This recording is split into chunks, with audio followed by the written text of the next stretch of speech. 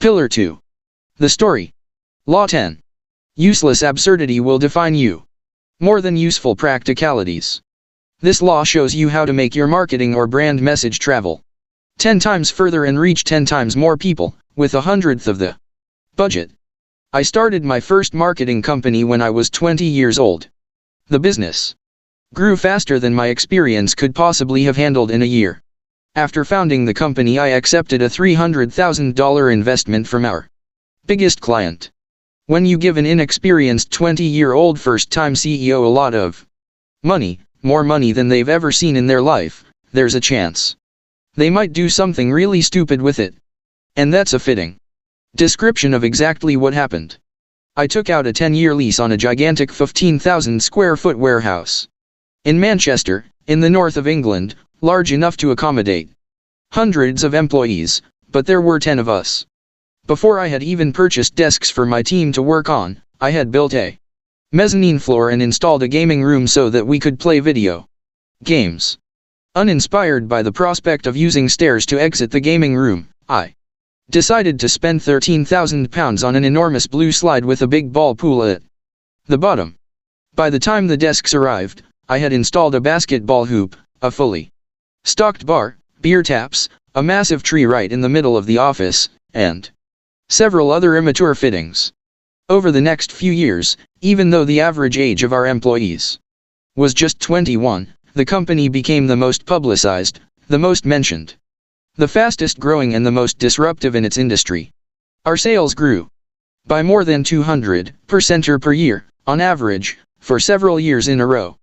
Our clients were the world's biggest brands, and our workforce swelled to more than 500 people by my 25th birthday. And the most fascinating part of this story is that we never had a sales team. We didn't need a sales team because we had a massive blue slide.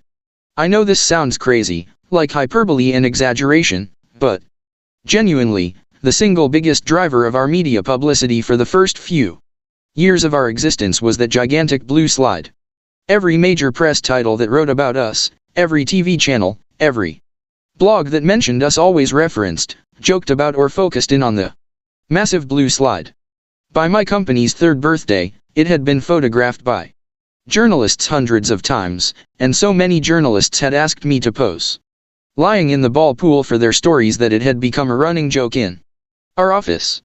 The minute a journalist would arrive at reception to interview me, someone in the office would shout, "Get in the ball pool," at me, without fail. The BBC, BuzzFeed, Vice News, Channel 4, Channel 5, ITV, Forbes, GQ, The Guardian, The Telegraph, The Financial Times, they all queued up to come to our office, to cover our story and to interview us, and the headline image of the story nearly always featured a picture of that big blue slide. In one BBC story they called our office the coolest in the country. And when Vice came to make a documentary about us, the crew spent most of their time shooting the ball pool and big blue slide from different angles. In hindsight, our entire founding team all agree, one of the best financial decisions, albeit stupid, unintended, and immature, that we made, was spending £13,000 of our investment on that big blue slide. Admittedly, I only saw the slide used a handful of times in the 7 years that I ran the company, but the slide's usefulness should never have been measured on its intended purpose, but rather on its effectiveness as a marketing message. The slide screamed something about us to the world. It said, "This company is different, this company is young, this company is disruptive, and this company is innovative." It communicated that message louder and more convincingly than any marketing campaign we ever crafted. If a picture paints 1,000 words, our big blue slide wrote an entire book, and that book is a story of our values, who we are, what we believe, and how we behave. I'm absolutely not telling you to go and blow your money on a big blue slide, but I am telling you that your public story will be defined not by all the useful practical things that you do, in many cases, not even by the products that you sell, but by the useless absurdity that your brand is associated with. My friend recently joined a gym in London called Third Space. Third Space is arguably the largest high-end gym in London, spanning 3 pristine floors. In an attempt to get me to join, he said, You should come. It's so good, they even have a 100-foot climbing wall in the entrance. Did you see what he did there? He did what everyone does.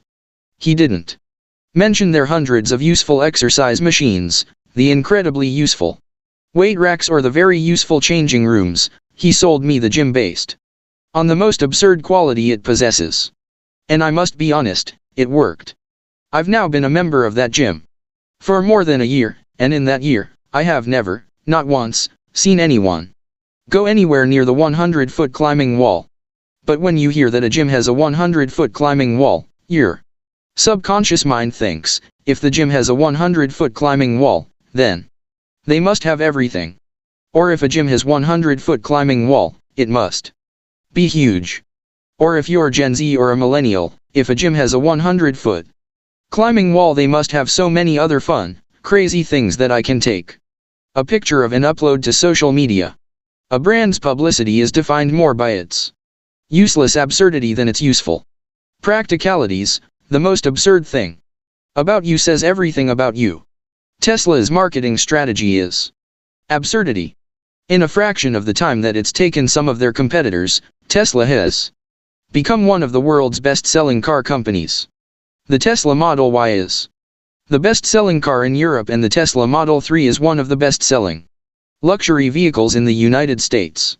Tesla's advertising budget is $0.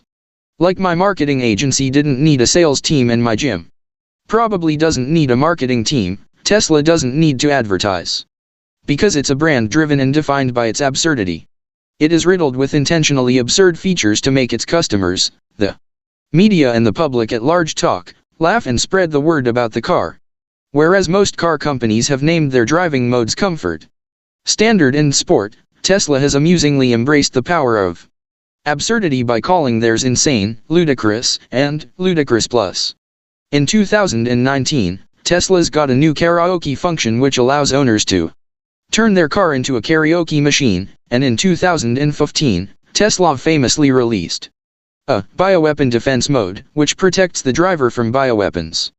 They introduced an arcade mode which turns the car into an arcade on wheels. They installed Easter eggs, hidden features that the driver has to find, which include making the car look like Santa's sleigh, turning the road ahead into a rainbow, and even a farting mode that causes the car to produce fart sounds from any passenger seat in the car. All these things sound immature and stupid, like my big blue slide. But when you delve into the social listening data, these absurd features produce more conversations than the useful features of all of their key competitors combined. People have no incentive to think, talk or write about things that maintain the status quo, but they have a tremendous incentive to share absurd things that mock it, tear it down and laugh in the face of it. Beer showers helped make BrewDog billions. BrewDog, the indie brewery, became the fastest growing beer brand in the UK in 2019. They too have been in operation for far less time than most of their rivals, and they have a fraction of the marketing budget of some of their global competitors, some 2 centuries old or more. But once again, this financial disadvantage hasn't inhibited their marketing reach, because their strategy, for better or for worse, intentionally evokes the power of absurdity in spreading their message. When they launched the BrewDog hotel chain in 2021, they installed beer fridges inside every shower so that customers can guzzle beer as they wash. I'm pretty sure nobody, at least no sane person, is going to use it. But a quick Google Images search shows that a significant number of photos of the hotels contain a picture of the beer fridge in the shower. The most absurd thing about the brand is saying everything about the brand without directly saying anything at all. The presence of that beer fridge screams to customers, we are for beer lovers, we are a punk brand, we don't care about the rules, we are disruptive, we have a sense of humor, this hotel is for people that are different. And again, if you're in a younger generation, it's saying, this hotel will give you great content for your social media channels. If it's that powerful, why doesn't everyone lean into absurdity? Because most business leaders, CFOs, and accountants demand direct measurable ROI from their marketing, brand, and product initiatives. The absurdity I'm describing is incredibly difficult to measure or quantify, and so like many Things in marketing, storytelling, and branding, you either believe in it or you don't. From what I've witnessed over my decade-long tenure of advising the world's leading brands, those few people that do believe in, and act upon, the power of absurdity, are nearly always company founders, appointed. CEOs are typically more risk-averse, have less financial control and have less conviction about brand values. Their marketing dollar nearly always goes 10 times further than their rivals, and they always seem to outpace the rest of their industry over the long term. Most importantly, they're just more fun people to work with. If you look around you, you'll notice that the most powerful brand storytelling leverages the power of absurdity, illogicality, costliness, inefficiency and nonsensicality, because convention, similarity and rationality, for all their usefulness, convey no message about who you are and who you aren't. Meaning is conveyed by the things we do that are not in our own short-term self-interest, by the costs that we incur and the risks we take. Rory Sutherland, Vice Chairman of the Ogilvy Advertising Group. The law, useless absurdity will define you more than useful practicalities. You will be known for the most absurd things you do. Those absurd things will do the job of saying everything about you, and you won't have to say anything at all. Absurdity is more effective and more fun, but it's not for the faint-hearted, it's for the risk-taker, the idiot, and the genius. Normality is ignored. Absurdity sells. Law 11. Avoid wallpaper at all costs. This law will teach you the science of grabbing people's attention in everything you write, speak, and produce. It's the underlying secret of all of the world's most famous storytellers, marketers, and creators. I'm going to have to cut my arm off. For 6 days, Aron Ralston kept himself alive with fierce determination, awe-inspiring hope and a powerful innate human survival tool, which we all have built into our system, that allowed him to tune out of the extreme pain he was experiencing for long enough to cut his own arm off his body. On a spring day in 2003, Ralston drove alone to Moab, Utah, to mountain bike the dramatic Slick Rock Trail and spend a few days solo climbing canyons in preparation for ascending Alaska's Denali, formerly known as Mount McKinley, later in the year. He climbed into Blue John Canyon on April 26, and 5 miles in came to a section where huge boulders were wedged between the walls of the canyon. As he slowly worked his way through, he dislodged an 800-pound rock, which slid down and crushed his right hand against the canyon wall. Not only was his hand reduced to a bloody mess, but he couldn't move the boulder. He was stuck. He hadn't told anyone where he was, had only brought with him a pouch of water and a few snack bars, and wouldn't be declared missing for days. Ralston was trapped. After an agonizing period of trying to free his trapped arm and going through disbelief, shock, and despair, he finally composed himself. The cheap multi-use pocket knife that he'd brought with him was his only conceivable path to freedom.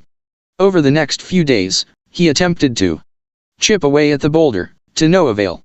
He then tried to chip away at the canyon wall, again, to no avail. Time was running out. He had started with 3 liters of water and now he was down to 1. As he recalls, I was over the pain, I was over the fear, but I couldn't get over my body's need for water. Ralston had been imprisoned in the canyon for 5 days. With no other option, he resolved to do the unthinkable. With his free hand he assembled his things, took a deep breath, and set about cutting off his arm. He stared momentarily at the dirty blade of his pocket knife, and then plunged it into his trapped arm. The amputation took over an hour, and it worked. He was conscious, he was alive, and he was now free. Exhausted and blood-stained but overcome with relief and adrenaline, he made his way back out of the canyon. After 6 miles, he was met by some tourists who led him to safety. It is striking that in Ralston's own book, and in the film 127 Hours, which portrays his ordeal, just how curiously unemotional, focused and calm he was about his predicament. Everything else, the pain, the thought of rescue, the accident itself, recedes. I'm taking action, he said. This, while an extreme example, highlights one of the many inbuilt survival tools of the human brain, its ability to tune out information that it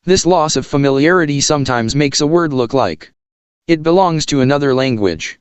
Stare longer and it may appear as merely a collection of letters. Stare even longer and it'll look like meaningless marks on the paper. You've probably had your own experiences where the repetition of a word suddenly made it feel weird, alien, and confusing, where you've used a word so frequently that you've had to pause for a second to check the word made sense. This is all because of a form of habituation called semantic satiation, a term coined by Leon James, a professor of psychology at the University of Hawaii's College of Social Sciences, in which the meaning of a word or phrase becomes temporarily inaccessible due to repetition and the brain's inclination to tune out of things it doesn't need to commit resources to. This effect can be seen in our optical senses too. When patients are given a drug that paralyzes their eye muscles, after a few seconds the world in front of them will begin to fade away. They haven't gone to sleep, but the inability to move their eye muscles means that the exact same pattern of light is falling on the receptors in the back of the eye, and for all of our senses, when a certain input is constant, we gradually tune out of it by a process of habituation that cancels out the constant, which in this case is the entire visual world. A hand waved in front of their face, or anything moving, would be enough to bring back the patient's visual world. How habituation happens. Neuroscientist Eugene Sokolov says that when a stimulus is experienced, words, sounds or even physical sensations, the nervous system essentially creates a model of what caused it, what it is and how the brain should react to it. With most sensory stimuli, no reaction is needed, so when an unimportant stimulus occurs, the model that the brain creates includes instructions to ignore that stimulus in future. Fear slows habituation. Warning. Warning. Warning. Warning. Warning. Warning. Warning. Warning. Warning. Warning. Warning. Warning. Warning. Warning. Warning. Warning.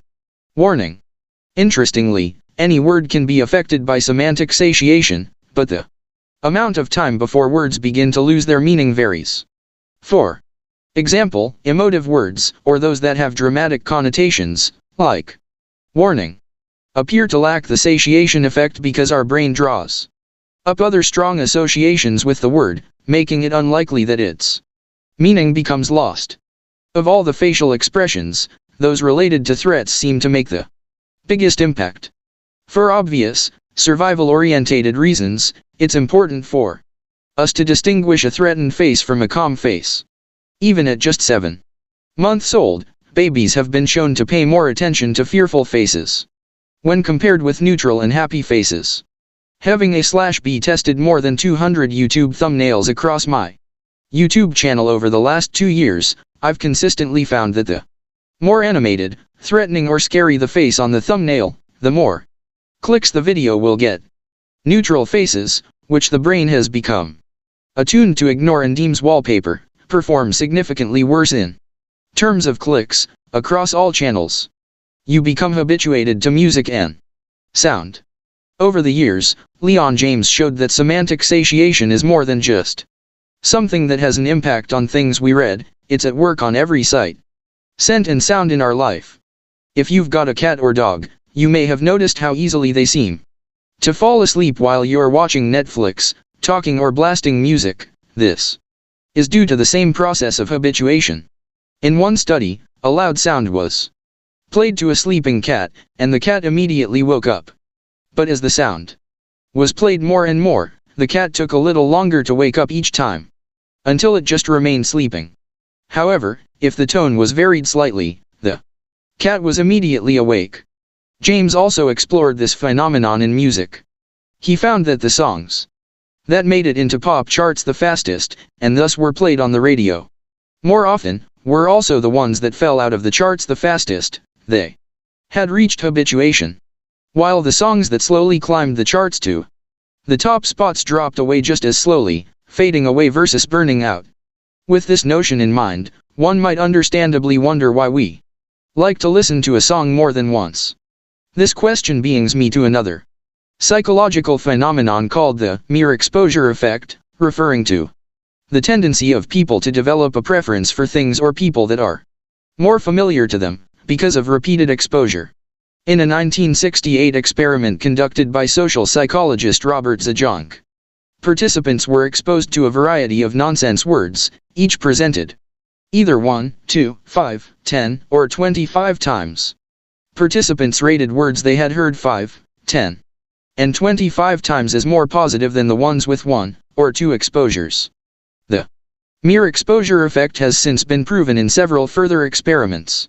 So if new things grab our attention, but we like things when they're familiar, is it possible that there's an optimal level of exposure to something, where it's both new enough to engage our brain, but old enough for us to like it? The answer is yes, and scientists call it the optimal level of exposure. Creating products that hit that sweet spot of new enough to grab the brain's attention, but familiar enough to be loved is the plight of most record labels and producers. This is why they will create several remixes of a hit song, why new artists sample old school classics, and why most songs have familiar riffs, sounds and melodies. We become habituated to smells. Your brain habituates to smells too. The reason why people often ask the friend stood next to them if they smell is because receptors in their nostrils have become habituated. They can no longer smell their own stench, and signals are no longer being sent from their nasal receptors to their brain. If you've ever sampled perfumes in rapid succession, you'll be familiar with this phenomenon. Perfume sellers will sometimes prompt you to smell coffee beans between samples in an attempt to reduce the effects of this nasal habituation. In one habituation study, researchers gave people a bedroom air freshener that dispensed a strong but pleasant pine-like smell, in an equal quantity, every day for 3 weeks. Researchers remarked that every day, the participants became less sensitive to the odor, and they would increasingly ask us, "Are you sure it's still working?" Habituation and semantic satiation in marketing. There's irony in the fact that I spent so long reading research on the term semantic satiation, literally thousands of articles, studies, and videos, that the term slowly lost its meaning and became wallpaper in my mind. On several occasions, while writing and researching this law, I had to stop to double and then triple check I was using the right phrase, because my brain had seemingly become numb, desensitized, and unfamiliar with it. Similarly, marketers are rethinking their sales ploys thanks to the new research on this concept. One timely example is what people are calling Black Friday numbness. Thanks to tremendous overuse, Black Friday is no longer the valuable hook it once was. We've repeated it so much that for many, the term has become as indistinct as the wallpaper in their bedroom. In marketing, any word or phrase that is effective will eventually be exploited, abused, and disempowered. Author and journalist Zachary Petit said. Another interesting example can be the word revolution. In 1995, a journalist colleague of mine and I took up a project after noticing the frequency of the word revolution/revolutionary in press ads. We scanned various editions of a newspaper from 1950 till 1995. Our findings indicated that the word revolution was only sparsely used till the late 1960s, mainly for actual political revolutions. However, by the late 1960s, the word was frequently repeated by both left and right mainstream political parties, and even youth groups. Then in a mid-1970s edition of the newspaper, we came across a press ad of a furniture brand that claimed its office chairs were made with revolutionary Swedish technology. After that we came across ad after ad for electronics, medicines, chocolates, milk, cooking oils and detergent brands, all claiming that they were revolutionary. A couple of decades later, the word revolution had been used so often that it lost its meaning, both politically and from a marketing standpoint. Its power had effectively vanished, bypassing the habituation filter. Here's a secret that I would like you to keep to yourself in order to avoid the exploitation, overuse, and disempowerment of the words. When I launched my podcast The Diary of a CEO on YouTube, we were generating millions of monthly views to the channel, but about 70% of those that watched the podcast frequently didn't subscribe. In a lazy attempt to get them to subscribe, I added the phrase "please like and subscribe" to my introduction, which is the phrase that every YouTube creator I've ever watched adopts. It had virtually no impact on my view to subscription rate, and my channel continued its painfully slow trickle of new subscribers. Thinking more deeply about why this might be, I hypothesized that because the phrase "like and subscribe" is the default call to action for all creators, maybe viewers' brains had habituated to it. Maybe that phrase is so overused, they didn't even hear me saying it. I crafted a new phrase based on the laws of habituation. In the opening seconds of my YouTube videos, I said, 74% of you that watch this channel frequently do not subscribe. This is so specific, revealing and thought-provoking that the brain pays attention to it, bypassing the habituation filter. If you've ever enjoyed our videos, please could you do me a favor and hit the subscribe button.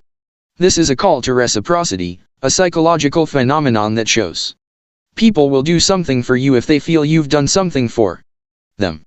It helps this channel more than you know, and the bigger the channel gets, the bigger the guests get.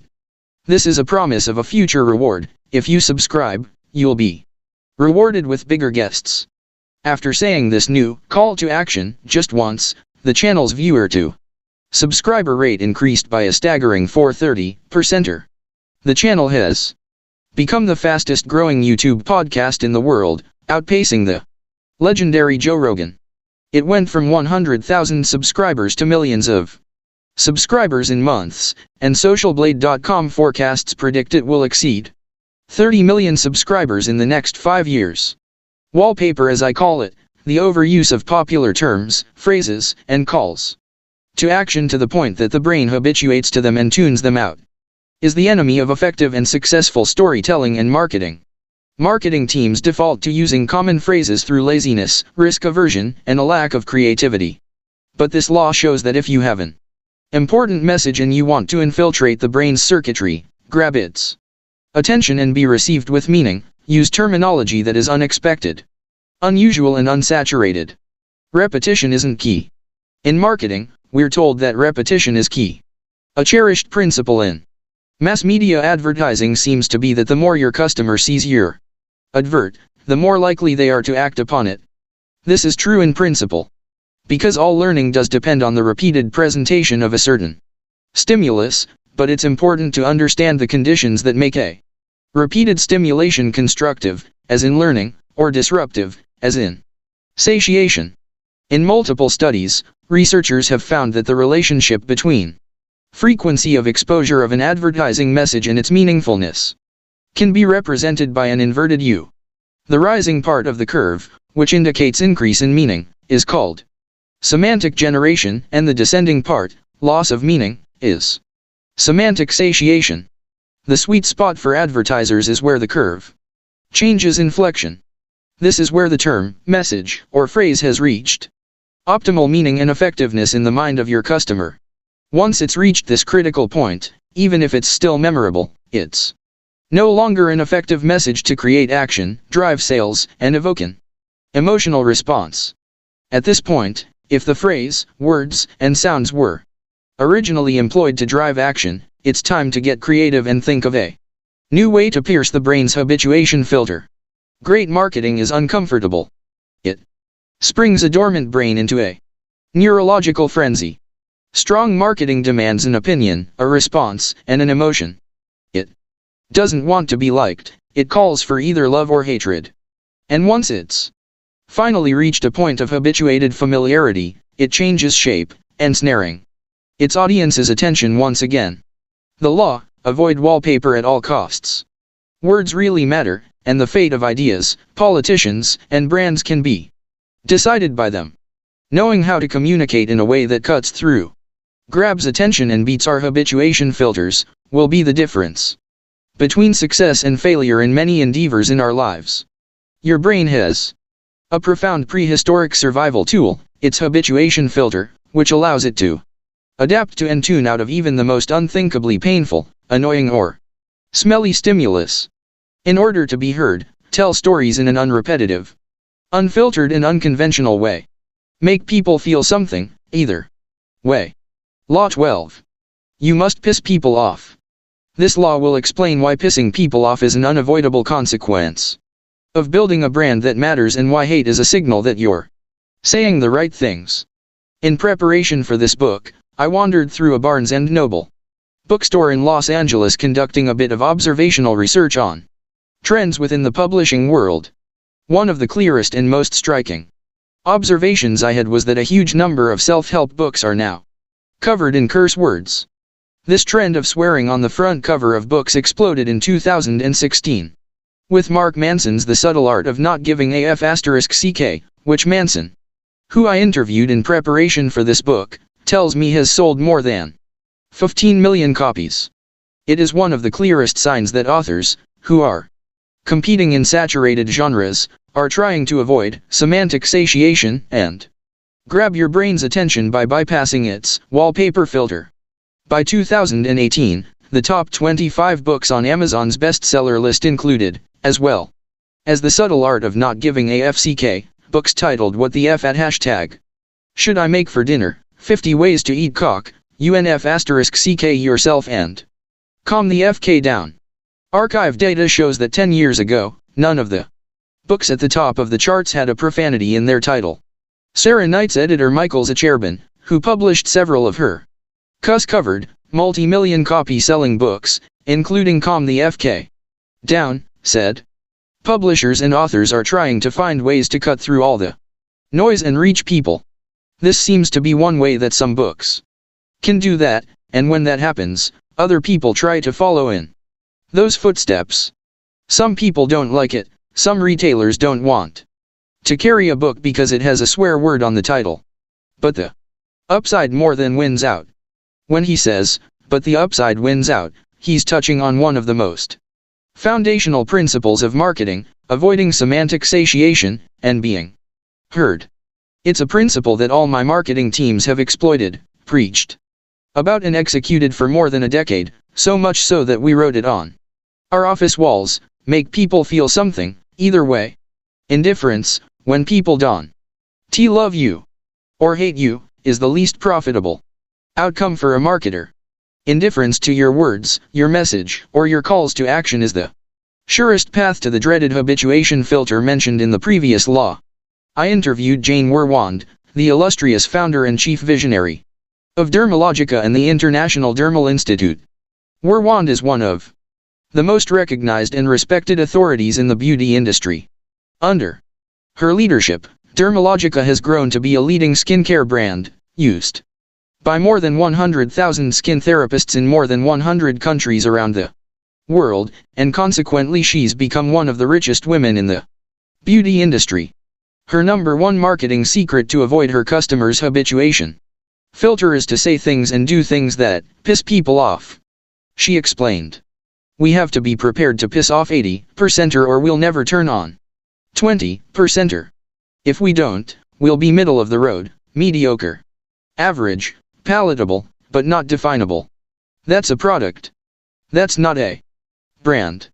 A brand triggers an emotional response. And so that became our watchword in marketing: we need to piss off 80%er and turn on 20%. We don't need everyone to like us. And if we're not being slightly disruptive, then everyone's going to like us. But they're not going to love us. If some people hate us, some people will love us. But be wary, all emotional tactics have a shelf life, emotional hooks have diminishing returns as the brain habituates and downgrades its meaning." When comparing the chart dominance of cuss-covered books between 2018 and now, it's clear that the effectiveness of this swearing tactic is starting to wane. The thing that makes any emotional messaging effective ultimately makes it popular, which by the power of habitation quickly turns it into wallpaper. The law: you must piss people off. Don't be afraid of alienating people with emotional, bold, or even divisive marketing approaches. Triggering an emotional response that engages 20% of your audience and enrages 80%er can be more valuable than an approach to which 100%er is indifferent. Some people will love you. Some people will hate you. Some people simply won't care. You will only connect to the first two. Law 13. Shoot your psychological moonshots. First, this law will show you how to create huge perceived value in your customers' minds with shockingly tiny, often free, superficial changes to your product, and it reveals the psychological tricks your favorite brands are using on you right now. My hairdresser has been manipulating me for 3 years. He comes to my house at the same time on the same day, every week, and delivers the same haircut. I've stuck with him because I've always believed he has the greatest attention to detail. He's a perfectionist, and so I've always trusted him to cut my hair. One day, on one of his routine visits, we had our first ever issue. After finishing my haircut, he took the apron off me and announced, "You're done, mate." Instinctively, something just didn't feel right to me. For a reason I couldn't quite articulate, it felt as if he had rushed my haircut, and like he hadn't paid his usual attention to detail. I replied, "Really? That was quick." I dubiously walked over to my kitchen mirror and began to examine my scalp in search of the patch that he must have missed. Surprisingly, the haircut was perfect, as usual. Still believing he had rushed the haircut, I walked over to my phone to check the time. He'd spent the same amount of time cutting my hair as he did every week. Confused as to why I felt so inexplicably shortchanged, I said to him, for some reason that felt really rushed. For a moment he looked back at me totally confused, and then, as if struck by a hilarious joke, he burst into an uncontrollable fit of laughter. My bad, mate, because we were talking so much, I forget to do my end of trim routine," he explained. End of trim routine? He went on to tell me about a psychological trick he calls one last snip, which he's been using on me and all his clients for the last 10 years. He said he's noticed that clients always feel like he's done a better job if, at the end of the haircut, he pretends to inspect their finished haircut before doing one last, fictitious, snip. So at the end of every haircut, including all of my previous haircuts, he's done an end of trim routine that involves turning off the electrical hair clippers, taking a long pause, walking around the client as if inspecting their hair closely, and then pretending to do one tiny final snip on their hair before announcing that he's done. Today, he had simply forgotten this little routine, and I had instinctively felt it. I felt that my haircut was worse, rushed or negligent because he had simply forgotten a 10-second psychological trick which had subconsciously convinced me he has tremendous attention to detail. In reality, his one last snip trick does nothing to improve my hair. He admitted he doesn't even cut any hair during this routine, but it does a lot to improve my perception that he's done a thorough job. This is the power of a psychological moonshot, a term coined by Ogilvy's Rory Sutherland. A psychological moonshot is a relatively small investment that drastically improves the perception of something. Psychological moonshots prove that it's nearly always cheaper, easier and more effective to invest in perception than reality. Uber is a psychological moonshot. What if you could request one on your phone? That's the question Travis Kalanick and Garrett Kemp asked each other one freezing night in Paris. They were over from the United States for a tech conference, waiting endlessly for a cab, experiencing a misery many of us will be familiar with, not knowing if, or when, your cab is coming sucks. The simple question they asked that night, born from uncertainty and frustration, would lead to the creation of Uber, now the default taxi app for more than 100 million people every month, in 600 cities and 65 countries. In high-stress situations, when we're late for a flight, a meeting, or an event, every second feels like a minute, every minute feels like an hour, and every hour feels like a day. The feelings of angst this scenario creates is one we can all relate to. This is the awful anxiety of customer uncertainty. Reducing their customers' psychological friction became Uber's key challenge, and so they launched an entire in-house team of behavioral data scientists, psychologists, and neuroscientists in what would be called Uber Labs.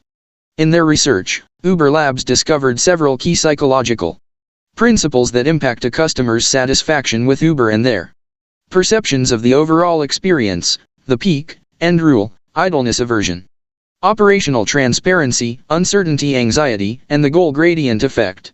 Understanding these 5 powerful psychological forces allowed Uber to completely redesign an entire industry and create a business valued at $120 billion.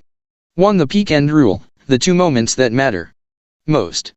The peak-end rule is a cognitive bias that describes how people remember an experience or event. Simply put, we judge an experience according to how we felt at its peak and at its end, rather than by some perfectly aggregated average of every moment of it. Crucially, this applies to both good and bad experiences. Businesses and brands take note, customers will judge their entire experience on just 2 moments, the best, or worst part, and the end. This perspective helps us to understand why a terrible flight at the start of a holiday has less negative impact on satisfaction than a terrible flight at the end of a holiday. Why a wonderful dinner can be tainted by a surprise surcharge on the bill, and why a 2-minute disagreement at the end of a positive date night with your spouse will taint your memory of the whole evening. It also explains why Uber drivers are trained to be exceptionally kind to you at the end of a ride, moments before you rate them and offer them a tip. 2. Idleness aversion, our need for justifiable busyness. Uber Labs cited research that people who are busy are happier than people who are idle, even if they are not busy of their own volition, i.e., you've coerced them into some activity. In fact, even a false justification, a spurious reason, can motivate people to action, such as our appetite for distraction and activity.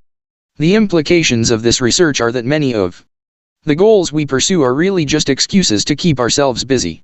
For Uber, this meant that if they could keep waiting customers busy by giving them something to watch or to engage with, those customers would be significantly happier, and less likely to cancel rides. Instead of merely letting users know what time their driver was due, the Uber Labs team installed several engaging animations, including a moving car on a map that gives customers something to watch while they wait, in an effort to avoid idle unhappiness. Remarkably, Uber's cited research shows that the majority of people would choose a wait time that was long, if they're able to do something during the wait, over a short wait time in which they're not able to keep themselves busy. This, in part, explains why restaurants bring you freebies while you wait, why streaming sites like Netflix and YouTube play previews when you hover over videos, and why Google Chrome installed a T-Rex game that appears when you lose connection. Studies show keeping your customer busy can improve customer happiness, retention, and conversion by more than 25%. 3. Operational transparency, brands should be glass boxes. Getting a cab back in 2008 came with a lot of uncertainty. A customer had no way of knowing when their taxi would arrive, or even if it would arrive, who was picking them up, or why it was taking so long. Back then, if you got into a cab without a meter, the driver would effectively pluck the price out of the air, based on their own guesstimate.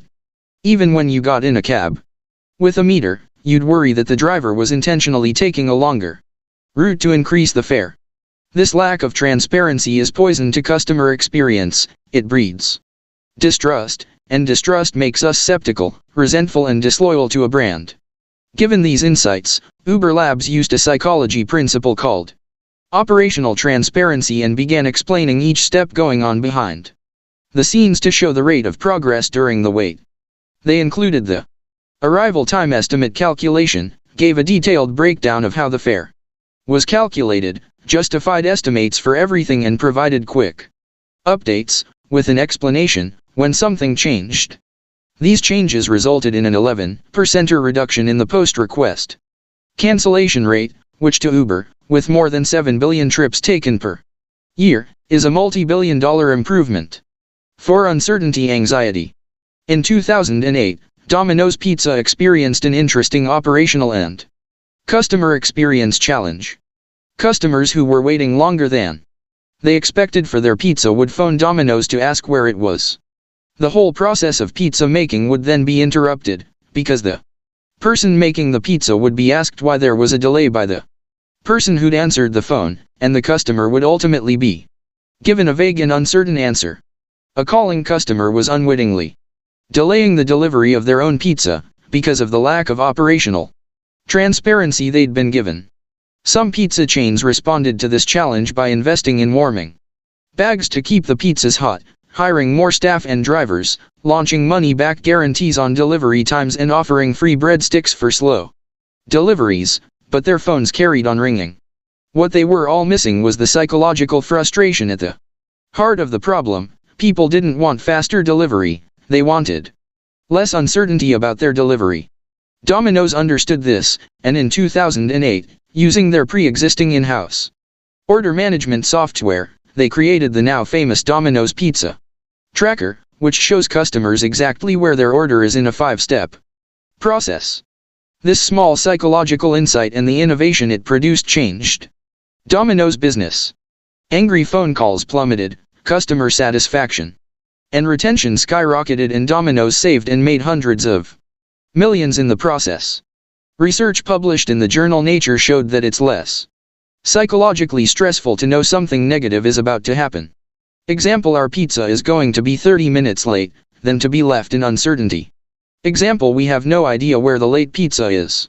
That's because the area of our brain that tries to anticipate consequences is most fired up when we're faced with uncertainty. It's on edge.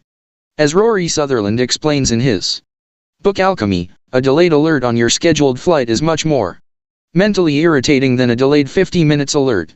Every day, more than 300 Shinkansen, bullet, trains arrive and depart Tokyo Station's 4 platforms, at an average interval of roughly 4 minutes. The trains only stop at the station for 10 minutes, and it takes 2 minutes for the passengers to disembark and 3 minutes for new passengers to board. Tessai, a subsidiary of Japan Railway, is in charge of cleaning these bullet trains, making them hygienic for the more than 400,000 passengers that use the service every day. Customers would often complain about the cleanliness and hygiene of these trains, in light of these fast turnaround times, assuming the trains couldn't possibly be properly cleaned in such a short window of time. Teruo Yabe, Tessai's CEO, wanted to change this perception. He believed that the trains were in fact very clean, but some customers didn't have enough visibility to believe it. So instead of hiring more cleaners, Yabe decided to make the cleaners stand out. He changed the color of employee uniforms from pale blue shirts to unmissable bright red jackets, and he asked cleaners to put on a show, which is now internationally known as the 7-minute Shinkansen Theater, to greet incoming and outgoing customers. As the train pulls into the platform, cleaners line up by the doors and bow as it pulls in. Holding open bags, they greet the arriving passengers and thank them for handing over their rubbish. Staff then whiz through the train, picking up rubbish, sweeping and sanitizing surfaces, and once complete, the cleaners line up by the train and perform a second bow to show respect for the departing train and its new passengers. Not only did hygiene complaints plummet, but it is reported that the cleaners, with their newfound pride in their work inspired by the increase in respect they received from passengers, cleaned more thoroughly, with more joy and more motivation. What would become known as the 7-minute miracle repositioned the train line as being one of the cleanest in the world. This shows that even hygiene uncertainty can be rectified with a psychological moonshot, and offers further evidence that it's nearly always cheaper, easier, and more effective to invest in perception than reality. 5. The goal gradient effect, speeding up near the finish line. In 1932, a behavioral scientist named Clark Hull was studying rats in a maze. Using sensors attached to the rats, he monitored their speed as they ran towards a food reward. Hull observed that the nearer the rats came to the end of the maze, and its accompanying prize, the faster they moved. He called this principle the goal gradient effect. It's been repeatedly proven that what motivates us most is how close we are to achieving a goal. We work faster the closer we are to success. Participants collecting stamps as part of a cafe's reward program buy coffee more frequently the closer they get to earning a free drink. Internet users who rate songs in return for gift certificates rate more songs as they approach the reward goal, and LinkedIn users are more likely to add profile information if they're shown a profile strength bar that details how close they are to completing their profile. Uber Labs solved this problem with the design of their map, which goes to great lengths to emphasize just how close the car is from arriving at both the pickup and the destination. All of these psychological hacks have made Uber the most famous taxi company in the world, dominating their industry internationally. And because of the work done by the psychology experts in Uber Labs, the company now says it only takes 2.7 rides before someone becomes a permanent customer. The power of psychological moonshots. The term moonshot is derived from the Apollo 11 spaceflight project, which landed the first human, Neil Armstrong, on the moon in 1969, and which was described by Armstrong as a giant leap for mankind. A psychological moonshot is a giant leap forward using the power of psychology. When I interviewed Rory Sutherland, he said, "It's hard to increase customer satisfaction by making a train 10 times faster. It's much easier to increase customer satisfaction by using psychological principles to make it feel 10 times more enjoyable." I don't think governments like the UK government would need to spend £50 billion on faster trains if they just made the Wi-Fi work better while you're on it. It seems likely that the biggest progress in the next 50 years won't come from improvements in technology, but in psychology and design thinking. Remarkably, the close button in most lifts doesn't actually work.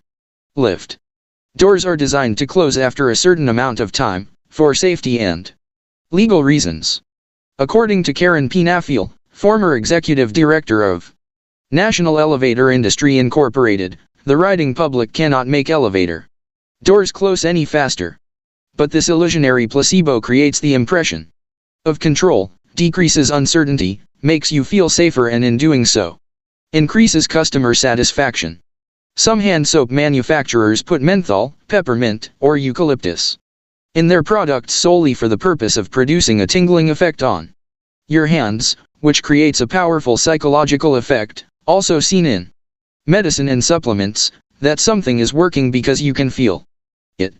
McDonald's recently deployed their own psychological moonshots, installing self-service kiosks and large screens that show where orders are in the process, and giving customers tickets once they've placed an order, leveraging the goal gradient effect, and diminishing uncertainty, wait times, and frustration in the process. This change produced a series of moonshot-sized results for the brand.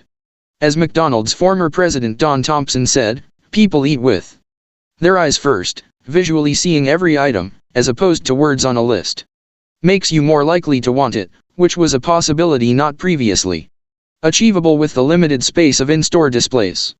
Additionally, research showed the use of a touchscreen creates novelty and fun, which leads to an enhanced consumer preference towards more self-indulgent purchasing. Furthermore, without the potential shame of having to directly tell the cashier your embarrassingly long, gluttonous, and potentially detailed order, customers felt psychologically safer to order more food. This relatively small change delivered multi-billion-dollar results for the global franchise. Sales rose almost 10%, or customer satisfaction improved, and although the production process didn't change, people's perceptions of how fast the fast food restaurant is were impacted positively. The law: shoot your psychological moonshots first. Psychological moonshots allow brands to create huge perceived value with tiny, often free, superficial changes. They are the first place entrepreneurs, marketers, and creatives should look in their attempts to create the illusion of value. Do not wage a war on reality, invest in shaping perceptions. Our truth is not what we see. Our truth is the story we choose to believe. Law 14. Friction can create value.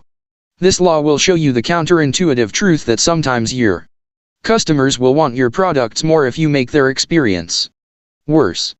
During my time as a marketing CEO, I sat in numerous brand marketing meetings with our client Coca-Cola, where their marketing executives were seemingly dumbfounded by the success of Red Bull and the wider energy drink industry.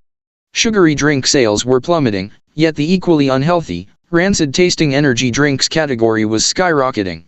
What was making one category grow so much more successfully than the other? Our research revealed that customers in different categories had different expectations. And with different expectations come different psychological moonshots.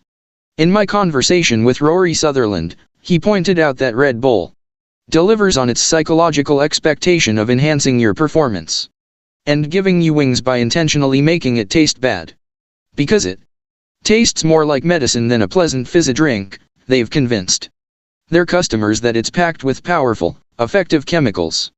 Making things taste better can make them less desirable, depending on expectations.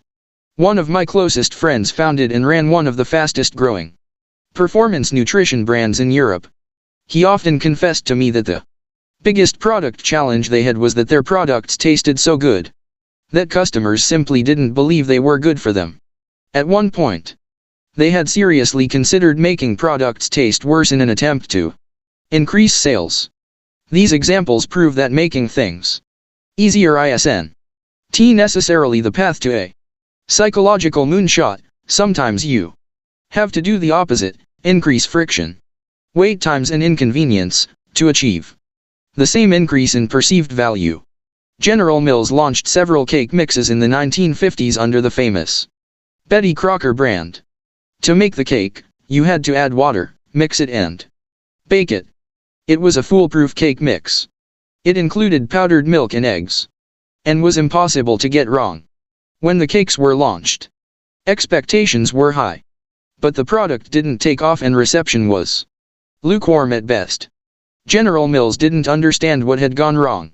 It had wanted to save time for busy wives and mothers, but somehow that had fallen flat. It hired a team of psychologists to investigate.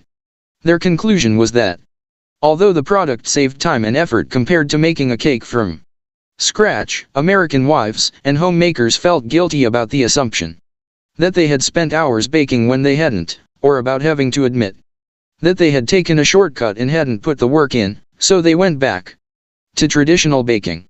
General Mills might have considered an advertising campaign to address the issue, but, driven by psychology, they went in another direction.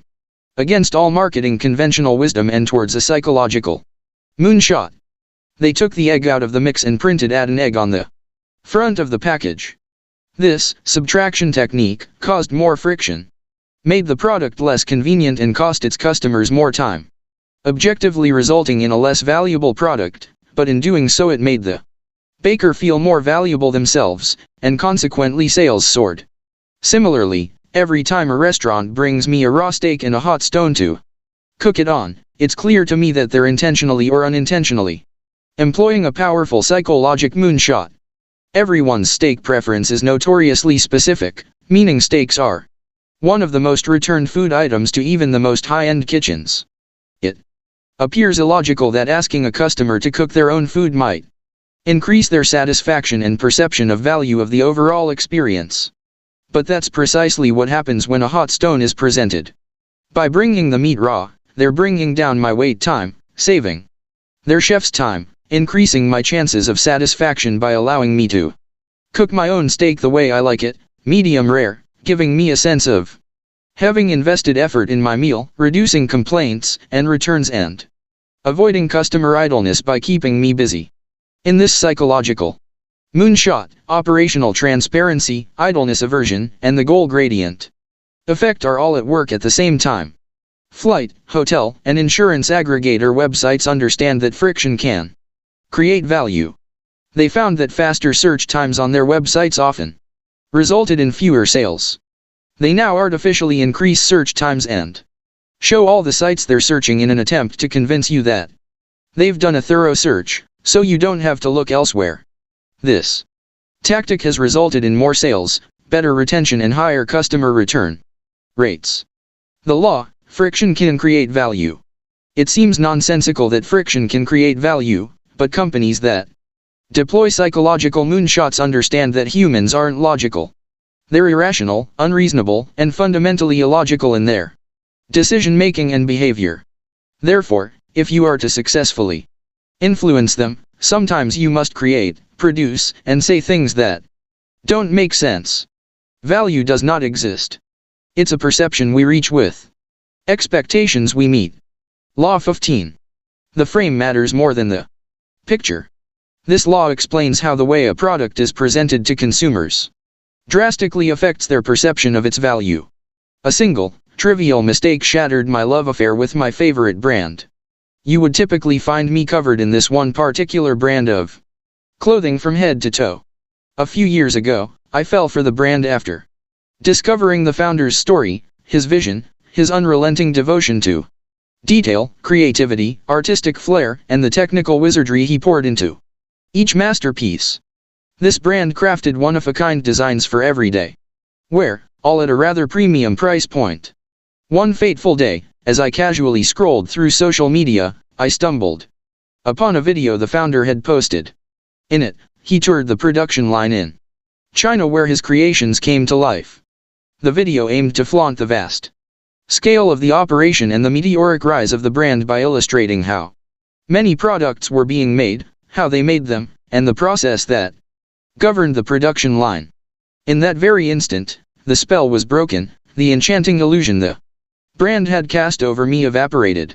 It wasn't the fact that the brand was produced in China, nor the faces of the workers creating the clothes, or even the conditions of the production line that jolted me.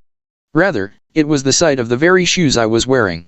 As I watched the video, regurgitated from a monstrous machine and tossed into a heap of thousands of identical pairs.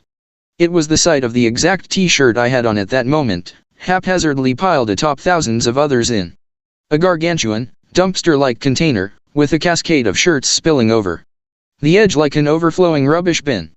Although the brand never explicitly made such claims, my infatuated mind had always perceived their products to be unique works of art, each lovingly handcrafted by the devoted founder himself. Logically, I would have guessed that mass production must have been involved somewhere.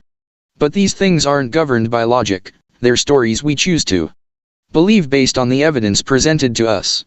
Up until then, the only narrative the brand had woven was one of artistry, exclusivity, and romance. The way that something is packaged has a big impact on how it's received. How something is framed affects how consumers perceive and value the brand. In this moment, the frame of my favorite brand changed irreversibly. This isn't a recent behavioral discovery. The famous Pepsi Challenge campaigns of the 1970s required customers to blind taste Pepsi and Coca-Cola out of plain white cups and their branded cans and bottles. People preferred Pepsi when they were drinking it from the cups, but, surprisingly, they preferred Coca-Cola when it was served in the bottle or can. The framing of the drink actually changed how it tasted to the consumer. If you go into your local electronics store, you'll likely find yourself in an overwhelming jungle of wires, gadgets, and batteries stacked on top of each other from floor to ceiling. Conventional thought in product merchandising was that the more items you displayed, the more chance you'd have of making a sale. This is a very logical way of thinking, but Apple knows that humans are anything but logical, and that there are other dominant psychological forces that matter much more. Every Apple store in the world evokes the astonishing power of framing to unconsciously persuade shoppers that spending several thousands of dollars on a small electronic gadget, like an iPhone, is worth it. They've designed their stores to feel more like art galleries, known for their high-value, unique pieces, than a cluttered electronic retailer. Their behavioral scientists know that the frame they create will sway the value of the gadget within it. By displaying only a small quantity of their items, they evoke the power of scarcity, a form of framing, which dictates that demand, and therefore the perceived value of a product, is increased when supply appears limited. We all intuitively know retail space is expensive. And so by giving each individual Apple product lots of empty space around it, they're signaling that each item is so valuable that it warrants that expense. Psychologically, we pour the value of the free space around the product into the product itself, like a piece of art. Apple frame their products on an alluring psychological stage to illustrate how powerful the frame around something can be on altering perception. Check out this visual example. I'm an investor in, and ambassador for, a company called Whoop, a health monitoring wearable that tracks your key health metrics. The company was recently valued at $3.6 billion, it dominates its category and its customers include everyone from Cristiano Ronaldo to LeBron James. and Michael Phelps. The lines between the two arrowheads are the same length. It has won in a category packed with giants and their colossal marketing budgets, Apple, Fitbit, Garmin, in part because of their genius focus on framing. The CEO of Whoop told me that the company has continually resisted all calls to add a time display to their wristband, despite how easy it would be to implement. For this very reason, Whoop is now the only leading health wearable or wristband in its category that has no screen and doesn't show its wearer the time. Why? Because they believe adding a screen would change the customer's perception of the device from being an elite health device that athletes use, to a watch. Adding something that is objectively valuable, the ability to know the time, would decrease the psychological value of the product. In the world of psychological moonshots, less is so often more, and one word, tweak, or decision can make a huge difference to the perception of a product's value. In 2019, I advised a large global B2B company to ban the job title salesperson, to stop using the term sales and replace it with a partnerships team. More people responded to their emails, and their sales rose by 31%. As I suspected, a job title with the word sales in it primes the people you contact to believe you're going to pester them to buy something they don't want. Conversely, the framing of the word partner suggests the person is on your team. A few years ago, Elon Musk made a promise to animal rights associations. No more leather in Tesla cars. The entrepreneur has kept his word, and starting with the Tesla Model 3, its car's interiors have been made of what is curiously called vegan leather. Rory Sutherland, the advertising legend that coined the phrase psychological moonshot, told me that Tesla instinctively understand the powerful impact of psychological moonshots on the perception of value. Instead of calling its new car seats plastic, which they are, they eagerly clung on to the word leather and its luxury connotations to maintain the perceived value of their car's upholstery. Framing like this is one of the most common ways people achieve psychological moonshots, without improving the reality of a product or experience at all. Framing isn't about lying and deception. It's about knowing how to present your product or service through the most factual and compelling lens. For example, it's more appealing to say a food product is 90% or lean than to say it contains 10% or fat. Both are true, but one frame is more psychologically alluring. These examples illustrate an important but too often forgotten principle. In branding, marketing and business, reality is nothing more than perception, and context is king. The frame matters more than the picture. What you say is not all that you say. What you say is determined by the context in which your message, product, or service exists. If you change the frame, you change your message. Your customers will hear everything, including the things you didn't say. Don't just focus on what you say, focus on how the frame around what you're trying to say is positively or. Law 16. Use Goldilocks to your advantage. This law shows you the powerful yet simple sales trick that you can use to make the thing you're selling appear to be better value, without changing the price. Why does he want to show me properties that I'm not interested in? I asked my PA, Sophie, as she read out the itinerary for my house viewing trip with my estate agent, Clive, scheduled for the following day. I'm not sure. He insists that you see a variety of options, she replied. A few days later, I submitted an offer to purchase the second of the 3 properties that Clive had shown me. Thank you, Clive. But that's not the end of the story. Some months later, while researching different psychological tricks brands and marketers deploy to influence our behavior, I stumbled across something called the Goldilocks effect. The Goldilocks effect is a type of anchoring. Anchoring is a cognitive bias where individuals rely too heavily on seemingly irrelevant information, the anchor, when making decisions. In the context of the Goldilocks effect, by presenting 2 extreme options next to the option you're hoping to sell, you can make the middle option appear more attractive or reasonable. In most contexts, the true value of something is nothing more than opinion, so we search for cues within context and pricing to help us make our decisions. When the Goldilocks effect is in play, we perceive the most Expensive option is an excessive luxury.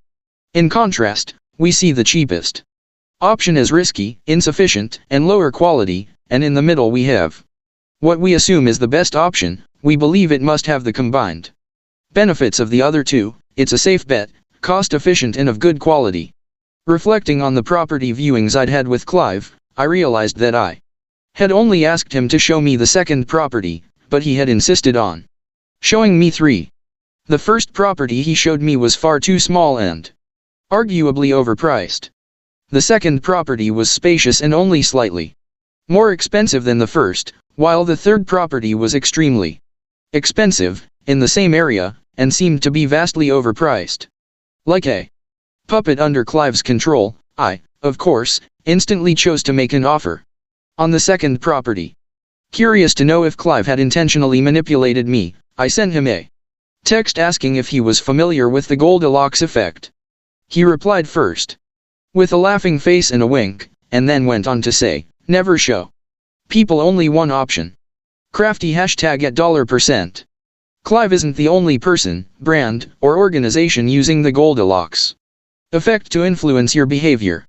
Panasonic utilized it in 1992, by offering a $199.99 premium microwave as well as its existing microwaves at $179.99 and $109.99. Sales of what then became the mid-priced option, the $179.99 microwave, skyrocketed, which pushed Panasonic up to a 60% market share. An experiment asked participants to choose between an all-inclusive holiday to Paris or an all-inclusive holiday to Rome. Paris won. But then a second survey was run, this time adding an option for a holiday to Rome that's all-inclusive for everything except coffee. The totally all-inclusive deal to Rome wasn't just more popular than the version without coffee, it was also more popular than the all-inclusive trip to Paris. With little information provided, the brain will search for context cues about the value of the 3 options. The presence of the Rome without coffee option provides one such cue, and implies that the Rome trip is so valuable that they removed something from it, because it is such a good deal. To make the Goldilocks effect work, brands usually price the medium option higher than the lowest price, but far away from the most expensive price. For example, an airline selling return flights to New York would charge £800 for economy, £2,000 for business class and £8,000 for first class.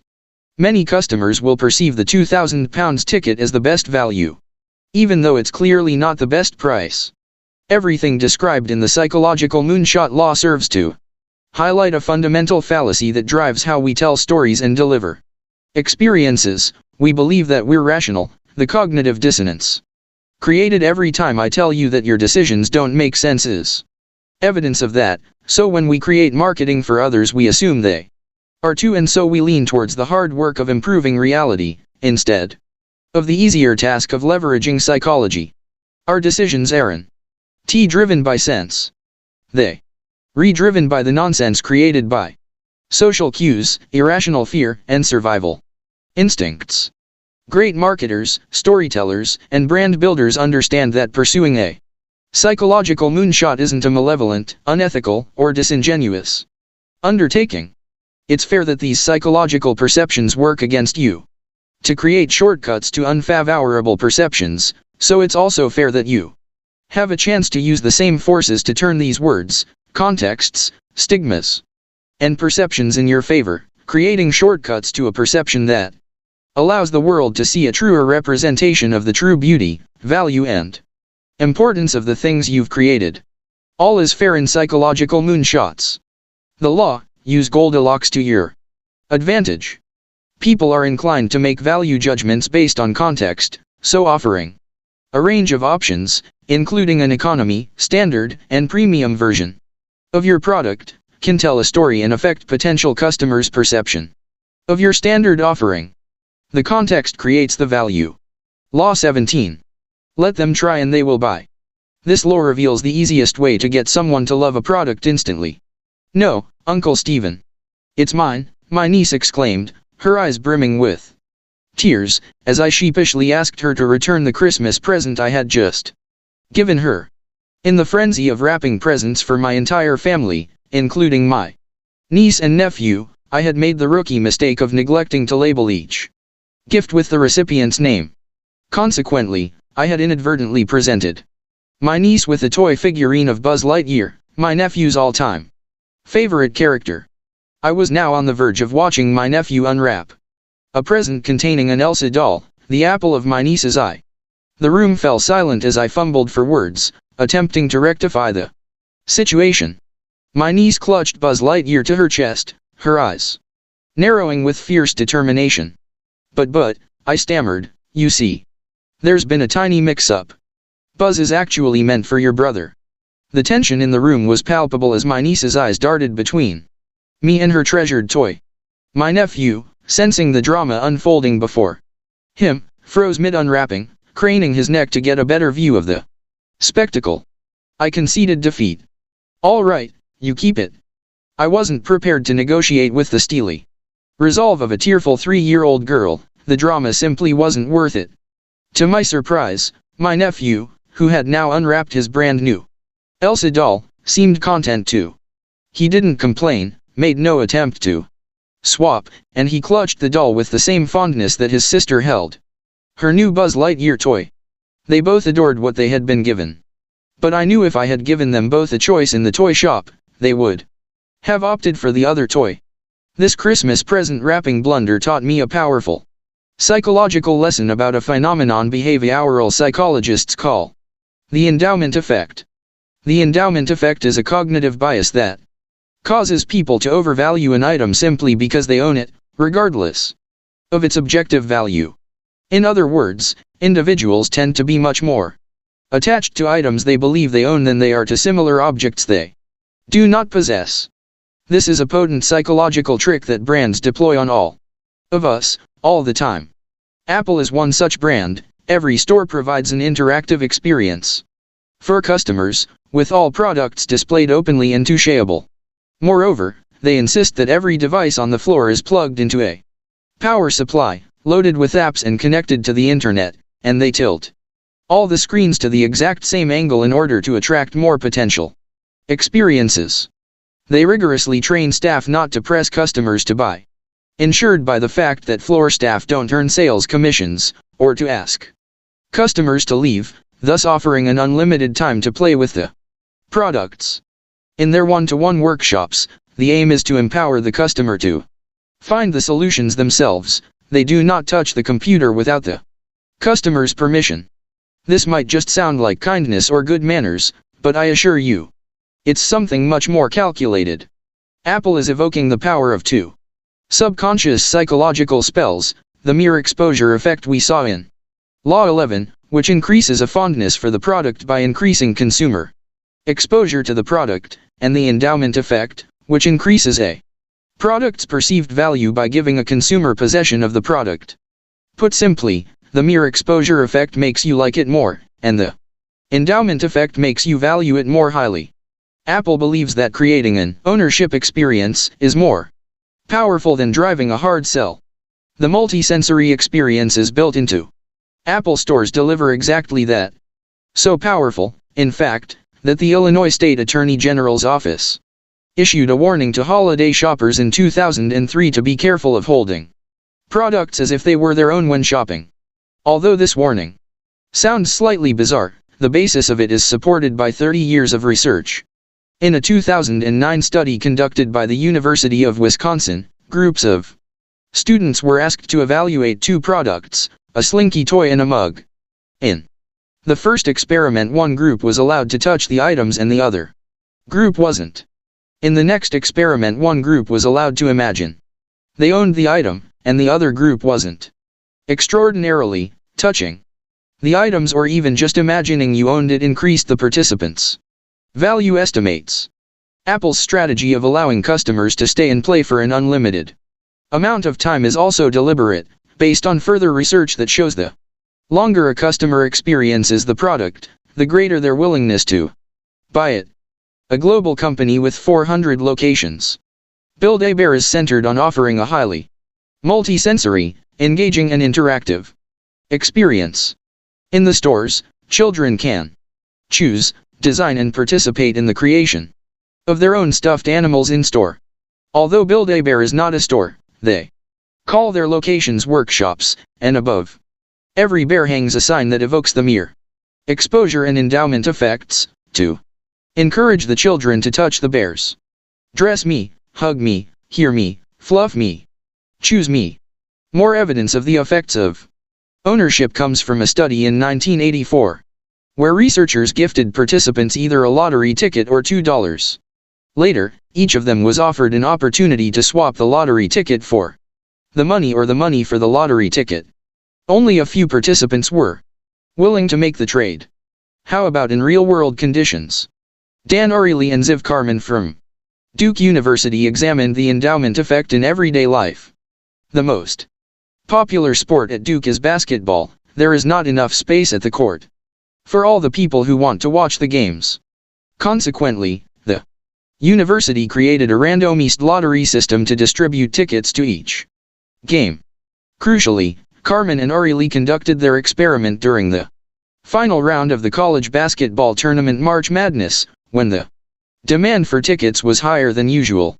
The students surveyed by the economists all waited patiently on the university grounds in order to enter the lottery. After the lottery, the ticket winners were asked how much they would sell their tickets for if someone wanted to purchase them. Those who hadn't won a ticket were asked how much they would be willing to pay for a ticket. On average, those who didn't have a ticket said they would pay up to $175. Those who had won a ticket said they would not sell theirs for less than $2,400. So, those with tickets valued them nearly 14 times as much as those who didn't have them. The reason for our possessiveness. Possessiveness can be traced back thousands of years in human history and is still observed today in some of our primate cousins. In 2004, 2 economists conducted an experiment using chimpanzees' fruit juice, ice lollies and nut butter inside a tube. The food was chosen specifically because it couldn't be eaten too quickly and would last long enough for the purpose of trading. When given a choice, 58% of the chimpanzees preferred the nut butter to the ice lollies. Unsurprisingly, of the chimpanzees who were given the nut butter, nearly 79% opted not to trade it for the ice lollies. But of the chimpanzees who were given the ice lollies, 58% refused to trade for the nut butter. The economists concluded that the endowment effect probably became rooted within humans early on in our evolution. But why were early humans so protective of what they had and reluctant to trade or pay for what they did not yet have? The answer seems that the risk associated with trading, particularly if the other party didn't act fairly, was a serious deterrent.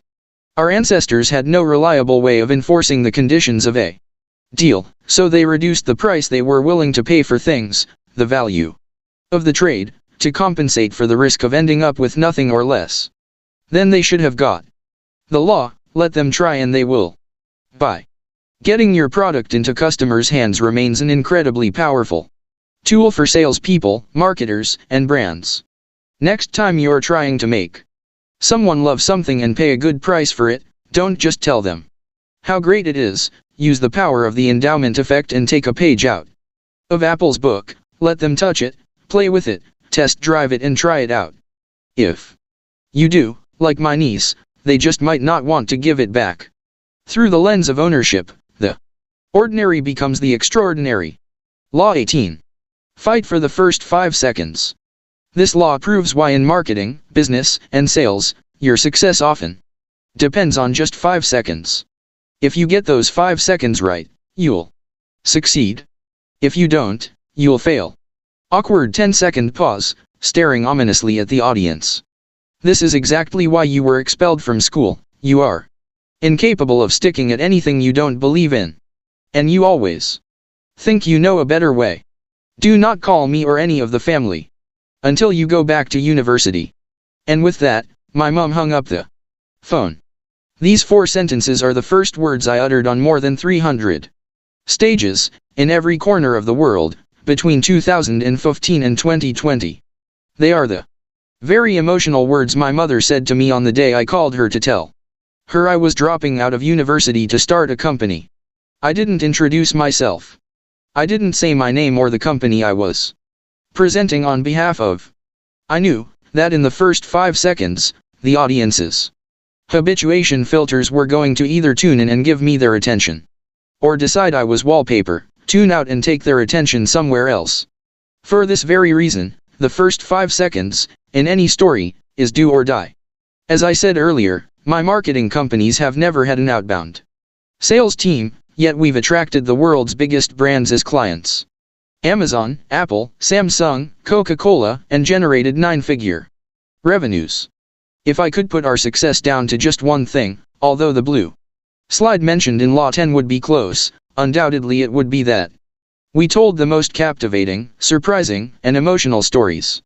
I never, ever pitched. I never bombarded an audience with graphs, stats or data. Every talk I delivered started, sounded, and ended more like something out of Harry Potter than a sales presentation. I, like most people, have a horrifically short attention span when I'm bored of something, so much so that I was expelled from school for sleeping in lessons, skipping classes, and had a 31% attendance record. I then went off to university, fell asleep in the first lecture, dropped out the next day and never went back. I think because of this, I've naturally always understood how important it is to tell stories that demand attention. Someone talking at me in a monotone voice for a prolonged period of time triggers my brain's snooze button. But for some reason, most stories delivered on stage are still horrifically boring. After spending years shedding blood, sweat, and tears while creating something, the creator of that thing nearly always falls into a delusional, self-centered bubble. They begin to believe that the thing they've created is so revolutionary, fascinating and important, that it's inherently worthy of the world's undivided attention.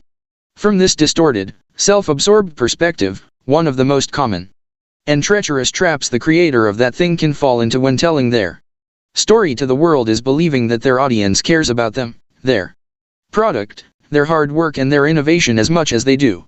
When this happens, the story they tell becomes logical, long, and lackluster. Conversely, when a storyteller understands that nobody, absolutely nobody, cares about them as much as they care about themselves, nobody cares that their toothpaste is a little mintier, their marketing agency is a little bolder or their clothing brand is a little more fitted, they tell captivating, emotional, punchy stories that leave you no choice but to commit your undivided attention to every word they say. MrBeast, if you're unfamiliar, is arguably the most famous YouTuber in the world. At the time of writing, he has over 150 million subscribers, he has 30 billion video views and he's reportedly generating hundreds of millions of dollars from his videos every year. He's recently announced that he will become the first billionaire YouTuber, and I tend to believe him. How has he done it? In his own words, the first few seconds of every video is the most important. In the opening 5 seconds of every video he's made, he delivers what he calls a hook, a clear, compelling promise, explaining why you should watch the video, that bypasses your brain's habituation filter, makes you think WTF? And in doing so prevents the viewer from tuning out and clicking away. He says you shouldn't start with anything else, you shouldn't introduce yourself, over-explain anything, or even have the typical B-roll footage overlaid with music that most video creators opt for. He essentially screams a compelling promise in his audience's face, which holds their attention long enough for him to deliver upon that promise. Here are some examples of the first 5 seconds of his videos. Video 1, first 5 seconds. I recreated every single set from Squid Game in real life, and whichever one of these 456 people survives the longest, wins 456 grand. 350 million views. Video 2, first 5 seconds. I put 100 people inside of a giant circle, and whoever leaves the circle last wins $500,000. 250 million views. Video 3, first 5 seconds. I spent $2.5 million on this private jet and had 11 people put their hand on it. Whoever takes Their hand off the jet last, wins the private jet. 100 million views. Over the last 10 years, I've become known for repeating one hypothetical scenario over and over again. Whenever I'm faced with a marketing team that has regrettably fallen into that delusional self-centered bubble, when they've fallen into the trap of overestimating how much the world cares about them, I tell them this. Imagine, the customer you're trying to reach is called Jenny. Imagine. Right now, she's just left home for work, after a long sleepless night in an argument with her husband. Fuck, she's got a flat tire and has just broken down on the motorway in the pouring rain. She's now late for work, she's angry, she's tired, and she's time poor. She pulls out her phone on the side of the road to call the breakdown service, and the first thing she sees is your marketing message, your advert, your content. What would you have to say to her, in that moment, to get her to pay attention to you? To get her to click? To get her to buy? Whatever that message is, it's exactly what you need to say to all your customers, because if you can get Jenny on the side of the road, in that situation, you'll get everyone else. When you're thinking about storytelling, cater to your most uninterested customer first. For this very reason, you may have noticed that every law in this book starts with a compelling 5-second statement about why you should read it. I know most of you will skip sections of this book, but by making you a compelling promise in the first 5 seconds of each law, I imagine chapter retention increases by at least 25% or in business. 25% or especially in areas with compounding returns, will completely change your trajectory. If I did 300 talks on stage, a 25% or increase in inquiries means potentially hundreds of millions of dollars over the course of 10 years, simply by focusing on the first 5 seconds. Stop insulting goldfish. You have the attention span of a goldfish. This phrase has always been used to mock people with short attention spans, but if recent research is correct, it might actually be a compliment. In a study led by Microsoft in 2015, Canadian researchers monitored the electrical brain activity of 2,000 participants. The research showed that, in the last 15 years, the average human attention span had dropped from 12 seconds to 8. To place this in perspective, it was reported in the same article that goldfish have an attention span of 9 seconds, 1 whole second longer than humans. So if someone ever compares your attention span to that of a goldfish, an appropriate response is now, in fact, thank you. We are increasingly distracted. On average, an office worker will pick up their phones more than 1,500 times per week, amounting to 3 hours and 16 minutes a day, and will check their email inbox 30 times every hour. The average web page visit lasts for just 10 seconds or so, and Ofcom, the UK's communications regulator, reported in August 2018 that people check their smartphones almost every 10 minutes while they're awake. I interviewed Johan Hari, best-selling author of Stolen Focus, a book about dwindling human attention spans, and he said to me, I ended up traveling all over the world. I interviewed 250 of the leading experts in the world about attention and focus, from Moscow to Miami, from a favela, a slum in Rio de Janeiro, where attention had collapsed in a particularly disastrous way, to an office in New Zealand. We are facing a real crisis. Our attention span really is shrinking. There are changes in the way we live that are pouring acid on everyone's ability to pay attention.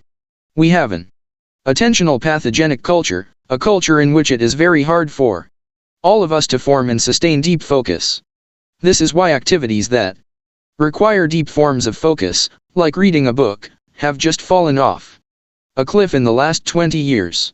Over the last 10 years I've produced thousands of videos, and the retention graphs on those videos tell a predictable and often disheartening story. I lose 40 to 60% of my viewers within the opening seconds in pretty much every video I make that is longer than 5 minutes, on every social platform. This serves to prove that those first 5 seconds disproportionately dictate the fate of every second that follows. This is true for social media content, speeches, videos, and any other medium that's fighting for your attention. 5 years ago, my marketing company was tasked with promoting a campaign. It was a hilarious 2.5-minute video that had cost hundreds of thousands of dollars to produce, and it was our job to make sure it got seen. When the company sent us the asset to distribute, we initially suggested that they re-edit the video to make the opening 5 seconds more compelling. In the asset they had sent us, the first 5 seconds featured an establishing shot of the location overlaid with the brand's logo. We were instructed that the video needed to be shared as it was, and so we followed their instructions and shared it across a variety of highly engaged social media channels. The results were underwhelming to say the least. When the client asked me why it had underperformed, we told them that the opening 5 seconds were killing the entire video. We offered to re-edit the first 5 seconds and assured them that those 5 seconds were changing the fate of the preceding 2.5 minutes. Thankfully they obliged. The re-edited video went viral, racking up more than 3 million views across our social media channels within 7 days. A tiny change to the first 5 seconds had meant that 150% or more people continued watching past the 10-second mark and stayed watching long enough to enjoy the video, engage with the video, which makes the algorithms share it, and directly share it on their own feeds. The law, fight for the first 5 seconds. I could give you 100 more client case studies that prove those first 5 seconds are do or die for any great story. If you want your story to be heard, you must aggressively, passionately, and provocatively design those first 5 seconds to be thumb-stoppingly compelling, annoyingly magnetic, or emotionally engaging. Drop the warm introduction, the pleasantries and the musical B-roll footage, and urgently get to the most compelling promise, point, or provocation that you can. No matter the medium, you must earn the right to the attention you're seeking within those first 5 seconds. Attention might